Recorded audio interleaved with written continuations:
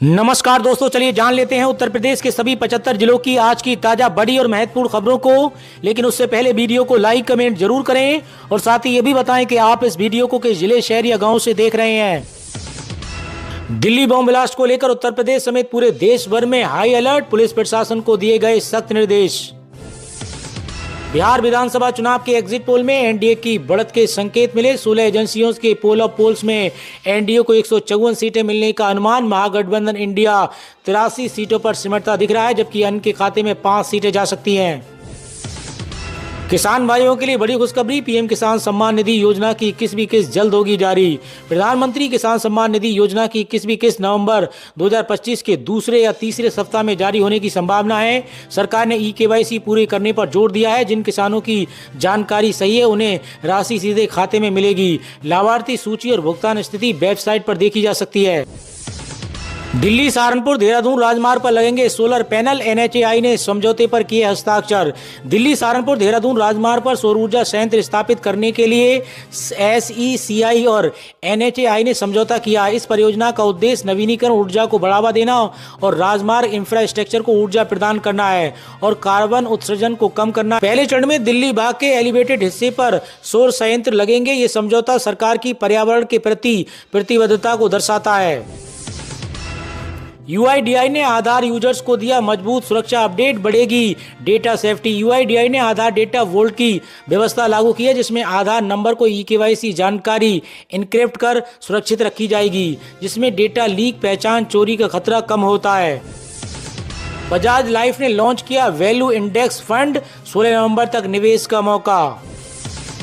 UP में 2 दर्जन BLO ने एसआईआर से क्यों खड़े किए हाथ, कहा नहीं करेंगे ड्यूटी। उत्तर प्रदेश के प्रयागराज में विशेष गहन पुनरीक्षण यानी एसआईआर अभियान में बीएलओ की लापरवाही सामने आई है, जिसमें 2 दर्जन बीएलओ ने किनारा कर लिया है। फाफामऊ में एक बीएलओ के खिलाफ मुकदमा दर्ज करने के निर्देश दिए गए हैं। अन्य क्षेत्रों में भी बीएलओ की ड्यूटी से गायब हैं, जिससे निर्वाचन कार्यों में बाधा आ रही है। बूथ बदलने के लिए 13 नवंबर तक दावे और आपत्तियां ली जाएंगी। राजनीतिक दलों से बीएलओ नियुक्त करने का आग्रह किया गया है। दिल्ली में हुए विस्फोट के बाद उत्तर प्रदेश के मुख्यमंत्री योगी आदित्यनाथ ने तत्काल कार्रवाई करते हुए पुलिस महानिदेशक को प्रदेश की सुरक्षा व्यवस्था मजबूत करने के निर्देश दिए हैं। उन्होंने सार्वजनिक स्थानों पर विशेष सतर्कता बरतने और बम स्क्वाड व पुलिस फोर्स को अलर्ट रहने के लिए कहा है, ताकि किसी भी अप्रिय घटना को रोका जा सके। आवारा कुत्तों को लेकर सुप्रीम कोर्ट के निर्देश पर एक्शन में यूपी सरकार, हर शहर में होने जा रहा है ये बड़ा काम। आवारा जानवरों को लेकर सुप्रीम कोर्ट के निर्देश के बाद उत्तर प्रदेश सरकार एक्शन में आ गई है। आवारा कुत्तों के लिए हर शहर में शेल्टर होम बनाए जाएंगे। शासन की तरफ से शहरों में नए शेल्टर होम बनाने के लिए नगर निगमों को बजट दिया जाएगा। प्रमुख सचिव नगर विकास पी गुरु प्रसाद ने इसे लेकर नगर आयुक्तों के साथ बातचीत की है। प्रमुख सचिव ने नगर आयुक्तों के साथ ऑनलाइन मीटिंग की। नगर आयुक्तों ने सार्वजनिक स्थानों पर कार्रवाई का मुद्दा उठाया। बड़ा सवाल ये था कि कुत्तों को पकड़ने के बाद कहां रखेंगे। किसी भी शहर में पर्याप्त शेल्टर होम नहीं है। नगर आयुक्तों की बात सुनने के बाद प्रमुख सचिव ने शासन स्तर पर योजना बनाने और शेल्टर होम के लिए बजट देने का आश्वासन दिया। नगर निगम के पशुधन अधिकारी डॉक्टर विजय अमृत राज ने बताया कि यहां एक भी शेल्टर होम नहीं है। हजारों कुत्तों को पकड़कर रखना मुश्किल होगा। धरपकड़ को लेकर नई गाइडलाइन और बजट जारी होने के पहले व्यवस्था पहले की तरह बनी रहेगी। शेल्टर होम में प्रतिदिन की भांति आवारा कुत्तों का बंधीकरण का काम ही होगा। शासन से राशि मिलने के बाद नए शेल्टर होम बनाए जाएंगे। आतंकियों का यूपी कनेक्शन, लखनऊ और लखीमपुर से जुड़ रहे हैं तार। सीएम योगी आदित्यनाथ का अधिकारियों को सख्त आदेश। दिल्ली धमाके की जांच में यूपी कनेक्शन सामने आया है। लखनऊ की डॉक्टर शहीन शाहिद की कार से हथियार बरामद हुए हैं, जबकि गुजरात एटीएस ने लखीमपुर के मोहम्मद सोहेल को आईएसकेपी मॉड्यूल से जुड़ाव के आरोप में पकड़ा है। दोनों मामलों में आतंकी नेटवर्क के यूपी के तार जुड़ने के संकेत मिले हैं। सीएम योगी आदित्यनाथ ने पूरे प्रदेश में हाई अलर्ट कर संघन चेकिंग और सुरक्षा बढ़ाने के निर्देश दिए हैं। लखनऊ में एटीएस और जम्मू कश्मीर पुलिस की छापेमारी, आतंकी मुजम्मिल की गर्लफ्रेंड से कनेक्शन। दिल्ली के लाल किले के पास हुए विस्फोट मामले में एटीएस और जम्मू कश्मीर पुलिस ने लखनऊ में एक महिला डॉक्टर के घर पर छापा मारा, जिसका संबंध फरीदाबाद में पकड़े गए आतंकी मॉड्यूल से। गिरफ्तार आतंकी मुजम्मिल की गर्लफ्रेंड शहीन को गिरफ्तार किया जा चुका है। यूपी के सभी स्कूलों में वंदे मातरम गाना जरूरी, सीएम योगी आदित्यनाथ ने किया ऐलान। उत्तर प्रदेश के सभी स्कूलों में अब वंदे मातरम का गायन अनिवार्य होगा। मुख्यमंत्री योगी आदित्यनाथ ने गोरखपुर में एकता पदयात्रा के दौरान ये घोषणा की। उन्होंने कहा कि कोई भी धर्म राष्ट्र से ऊपर नहीं है। सरदार वल्लभ भाई पटेल की जयंती पर उन्होंने कहा कि वंदे मातरम ने स्वतंत्रता आंदोलन में भारत की चेतना जगाई। यूपी में आवारा पशुओं को रखने के लिए राष्ट्रीय राजमार्ग पर बनेंगे शेल्टर होम, कई जिलों में तैयारियां शुरू। उत्तर प्रदेश सरकार राष्ट्रीय राजमार्गों पर आवारा पशुओं के लिए आश्रय गृह बनाने की योजना बना रही है। ये पहल किसानों को राहत देगी क्योंकि आवारा पशु उनकी फसलों को नुकसान पहुंचाते हैं। शुरुआती चरण में कुछ जिलों में आश्रय गृह खोले जाएंगे जिससे पशुओं को सुरक्षित स्थान मिलेगा और फसलों की सुरक्षा होगी।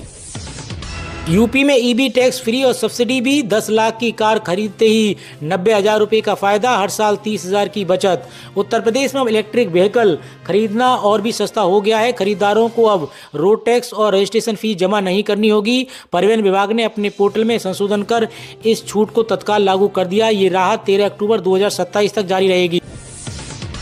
नया आधार कार्ड ऐप लॉन्च, क्यूआर से डिटेल शेयर कर सकेंगे। फिजिकल कार्ड की जरूरत नहीं, फोन में 5 फैमिली मेंबर के आधार रख सकेंगे। गन्ना किसानों के लिए मीठी खबर, 58 साल पुराने कानून में बदलाव, बढ़ेगी आमदनी। भारत के गन्ना किसानों के लिए खबर पिछले 6 दशकों में सबसे मीठी साबित हो सकती है। केंद्र सरकार ने दुनिया के दूसरे सबसे बड़े चीनी उत्पादन देश को संचालित करने वाले पुराने कानून को आधुनिक बनाने और सरल बनाने पर विचार कर रही है। सरकार गन्ना आदेश 1966 में संशोधन करने की योजना बना रही है। इससे गन्ना किसानों की आय बढ़ सकती है। गाजियाबाद में आ रहा है घर बसाने का मौका, 350 हेक्टेयर जमीन पर बसेगी नई टाउनशिप। गाजियाबाद के राजनगर एक्सटेंशन में हर नंदीपुरम नामक नई टाउनशिप बनेगी। पहले चरण में 350 हेक्टेयर जमीन पर टाउनशिप बसाई जाएगी जिसमें लगभग 5 गांव शामिल होंगे। किसानों की मदद के लिए जीडीए हेल्पलाइन शुरू करेगा। किसानों की सहमति से सर्किल रेट में 4 गुना अधिक दर पर जमीन खरीदी जाएगी। महिला आरक्षण लागू करने में देरी पर सुप्रीम कोर्ट में सुनवाई, केंद्र सरकार को दिया नोटिस। सुप्रीम कोर्ट ने उस याचिका पर सुनवाई की जिसमें महिला आरक्षण कानून 33% आरक्षण को सीधे लागू करने की मांग की गई। वर्तमान कानून के अनुसार ये आरक्षण सीमा निर्धारण प्रक्रिया के बाद ही लागू होगी जो अभी तक शुरू नहीं हुई है। इस मामले की सुनवाई में जस्टिस बीबी नागरत्ना और जस्टिस आर महादेव की बेंच ने की। मामले में देश के सर्वोच्च न्यायालय ने सरकार को नोटिस जारी किया है। बिहार विधानसभा चुनाव के बाद उत्तर प्रदेश में सोशल इंजीनियरिंग करेंगे राहुल गांधी, पिछड़े दलित वर्ग में चलाया जाएगा अभियान। बिहार चुनाव के बाद कांग्रेस नेता राहुल गांधी यूपी में डेरा डाल सकते हैं। 12 नवंबर को प्रदेश कांग्रेस मुख्यालय में ओबीसी विभाग की बैठक में मसौदा तय होगा। आजम खान रामपुर में दोबारा जेल जाने से बचे। हेट स्पीच केस में बरी बोले, ऐसा काम हुआ है कि बेगुनाह ही बेगुनाह साबित हुआ। उत्तर प्रदेश के 5 जिलों में आंगनबाड़ी के पदों पर आवेदन शुरू, 12वीं पास महिलाएं कर सकती हैं 20 नवंबर तक अप्लाई। उत्तर प्रदेश के 5 जनपदों में आंगनबाड़ी कार्यकर्त्री के रिक्त पदों को भरने के लिए आवेदन प्रक्रिया स्टार्ट हो गई है। जो भी महिला अभ्यर्थी इस भर्ती के लिए पात्रता पूरी करते हैं 20 नवंबर तक ऑनलाइन माध्यम से आवेदन प्रक्रिया पूरी कर लें। ऑफलाइन फॉर्म स्वीकार नहीं की जाएंगे। फैमिली पेंशन पर सरकार का नया नियम, अब माता पिता दोनों को देना होगा लाइफ सर्टिफिकेट। सरकार ने फैमिली पेंशन के नियम में बदलाव किए हैं। पेंशन पाने वाले माता पिता को हर साल लाइफ सर्टिफिकेट देना होगा। यूपी में राशन कार्ड नंबर ही होगा फैमिली आईडी, पात्र परिवारों को मिलेगा 76 सरकारी योजनाओं का लाभ। उत्तर प्रदेश सरकार ने राशन कार्ड नंबर को फैमिली आईडी कार्ड बनाने का फैसला किया। इससे पात्र परिवारों को 76 सरकारी योजनाओं का लाभ मिलेगा। इस नई व्यवस्था से योजनाओं का लाभ प्राप्त करना और आसान होगा और सरकार का उद्देश्य सभी पात्र परिवारों तक योजनाओं का लाभ पहुँचाना है। एसआईआर को लेकर बड़ा अपडेट, माता पिता के अलावा इन लोगों का ब्यौरा होगा मान। बीएलओ को निर्देश, एसआईआर के दौरान व्यक्ति के माता पिता, बाबा, दादा दादी, नाना नानी का ब्यौरा ही मान होगा। अगर वर्ष 2023 की मतदाता सूची में व्यक्ति का नाम है तो उसे गणना फॉर्म पर व्यक्तिगत जानकारी और विधानसभा इत्यादि की जानकारी देनी होगी। यूपी में टीचर के 1894 पदों पर भर्ती का नोटिफिकेशन जारी, 15 नवंबर तक आवेदन शुरू, बिना इंटरव्यू के सिलेक्शन। उत्तर प्रदेश शिक्षा निदेशालय ने 1894 जूनियर एडेड टीचर्स के पदों पर भर्ती का नोटिफिकेशन जारी किया। इस भर्ती के लिए ऑनलाइन आवेदन 15 नवंबर से किए जाएंगे। उम्मीदवार इसकी ऑफिशियल वेबसाइट पर जाकर आवेदन कर सकते हैं। बीएसएनएल का गजब ऑफर, सिर्फ 15 नवंबर तक 1 रुपये में डेली 2 GB डेटा और ऑल अनलिमिटेड कॉलिंग भी। यूपी में योगी सरकार का बड़ा गिफ्ट, मुर्गी व्यवसाय पालन करने वालों का लोन खुद चुकाएगी सरकार, बिजली बिल में भी छूट। 12 एग्जिट पोल में बिहार में एनडीए सरकार 154 सीटों के साथ स्पष्ट बहुमत, महागठबंधन को 84 सीटें, पीके की जनसुराज बेअसर। बिहार में 243 सीटों पर 2 फेज में चुनाव हुआ। पहले फेज में 121 सीटों पर 65% वोटिंग हुई, वहीं दूसरे फेज में रिकॉर्ड 67% मतदान हुआ। रिजल्ट 14 नवंबर को आएंगे। 145 से 160 सीटों के साथ बिहार के रुझानों में एनडीए सरकार, महागठबंधन को 73 से 91, जेडीयू की 69 से 68 सीटों के साथ वापसी। बिहार विधानसभा चुनाव 2025 के लिए दोनों फेज की वोटिंग खत्म हो चुकी है। पहले चरण में 6 नवंबर को 121 सीटों और दूसरे चरण में 11 नवंबर को 122 सीटों पर वोटिंग हुई। दैनिक भास्कर रिपोर्टर्स पोल में एनडीए को स्पष्ट बहुमत मिलता नजर आ रहा है, जबकि महागठबंधन को 73 से 91 सीटों पर आगे नजर आ रहा है। इंडिया पोस्ट पेमेंट्स बैंक में 309 पदों पर निकली भर्ती, ग्रेजुएट्स अभी करें apply. India post payments bank की ओर से असिस्टेंट मैनेजर और जूनियर एसोसिएट पदों पर उम्मीदवारों के आवेदन आमंत्रित किए गए हैं। इस भर्ती प्रक्रिया के जरिए कुल 309 पदों पर उम्मीदवारों की नियुक्ति की जाएगी। इस भर्ती के लिए आवेदन प्रक्रिया 11 नवंबर 2025 से शुरू हो चुकी है। आवेदन फॉर्म भरने के लिए उम्मीदवारों को 1 दिसंबर 2025 तक का समय दिया गया है। इस भर्ती के लिए ऑनलाइन आवेदन करने के लिए योग्य और इच्छुक उम्मीदवारों को इसकी ऑफिशियल वेबसाइट पर जाना होगा। सैमसंग गैलेक्सी S25 शानदार डिस्काउंट ऑफर, 20,000 रुपये तक कम हुई कीमत। सैमसंग गैलेक्सी S25 पर अमेजन पर भारी छूट मिल रही है। 80,999 रुपये में लॉन्च हुआ ये फ़ोन अब 63,990 रुपये में उपलब्ध है और बैंक ऑफर्स के साथ इसकी कीमत 60,660 रुपये तक हो सकती है। एक्सचेंज ऑफर से 44,050 रुपये तक की अतिरिक्त छूट भी मिल सकती है। केंद्रीय कर्मचारियों के लिए बड़ी खुशखबरी, 2027 में दिवाली पर लागू हो सकता है 8वां वेतन आयोग। केंद्र सरकार ने 8वें वेतन आयोग के गठन की घोषणा की है, जिसमें सरकारी कर्मचारियों के वेतन भत्ते और पेंशन में बढ़ोतरी की उम्मीद है। आयोग अप्रैल 2027 तक अपनी सिफारिशें देगा और दिवाली 2027 तक इसे लागू करने की पूरी संभावना है। वेतन के साथ बोनस, ग्रेजुटी और PLI पर भी विचार किया जाएगा। पिछले वर्ष 7वें वेतन आयोग में 14 से 16% की वृद्धि हुई थी। यूपी में 2000 मेगावाट बिजली खरीदने पर रोक, निजी कंपनियों से खरीदने का भेजा था प्रस्ताव, नियामक आयोग ने औचित्य पर उठाया सवाल। उत्तर प्रदेश में निजी कंपनियों से यूपी पावर कॉर्पोरेशन फिलहाल बिजली नहीं खरीद सकेगी। राज्य विद्युत नियामक आयोग ने निजी कंपनियों से 2000 मेगावाट बिजली खरीदने के औचित्य पर सवाल उठाते हुए इस प्रस्ताव पर रोक लगा दी है। गाजियाबाद में मिल रहे 35 लाख के 3 BHK फ्लैट, 2 महीने में पैसे दिए तो 5 लाख तक की छूट भी। राष्ट्रीय राजधानी क्षेत्र NCR के शहरों में जहां मकानों की कीमत आसमान छू रही है, वहीं उत्तर प्रदेश सरकार ने मिडिल क्लास की ज़रूरतों को ध्यान में रखते हुए एक धांसू प्रोजेक्ट लॉन्च किया। इस प्रोजेक्ट के तहत गाजियाबाद में 35 लाख रुपये से भी कम कीमत पर 3 BHK फ्लैट बेचे जा रहे हैं। इसमें आवेदन की शुरुआत 31 अक्टूबर से हो चुकी है और जनवरी तक इसमें रजिस्ट्रेशन किया जा सकता है। अगर इसका भुगतान 2 महीने के भीतर किया जाता है तो 15% की छूट दी जाएगी। उत्तर प्रदेश में होमगार्ड के 45,000 पदों पर शॉर्ट नोटिफिकेशन जारी, आवेदन जल्द होंगे शुरू। उत्तर प्रदेश में होने वाली होमगार्ड के 45,000 पदों पर भर्ती को लेकर बड़ा अपडेट आया है। इस भर्ती की जिम्मेदारी उत्तर प्रदेश पुलिस भर्ती एवं प्रोन्नति बोर्ड को दी गई है। भर्ती बोर्ड ने होमगार्ड भर्ती के लिए एनरोलमेंट रजिस्ट्रेशन लिंक जारी कर दिया है। इन पदों पर आवेदन जल्द शुरू होंगे। साथ ही कक्षा 10वीं उत्तीर्ण उम्मीदवार इन पदों पर आवेदन कर सकते हैं। अयोध्या, काशी, मथुरा समेत पूरे यूपी में हाई अलर्ट, एनकाउंटर में 2 बदमाश ढेर। दिल्ली में लाल किले के पास धमाके के बाद यूपी पुलिस में हाई अलर्ट कर दिया है। उधर यूपी के मुरादाबाद में सोमवार की रात STF की मेरठ यूनिट ने 2 इनामी बदमाशों को मार गिराया। राहुल गांधी यूपी में करेंगे 20 से 25 संवाद कार्यक्रम, ओबीसी दलित की 70% आबादी को साधने का मास्टर प्लान।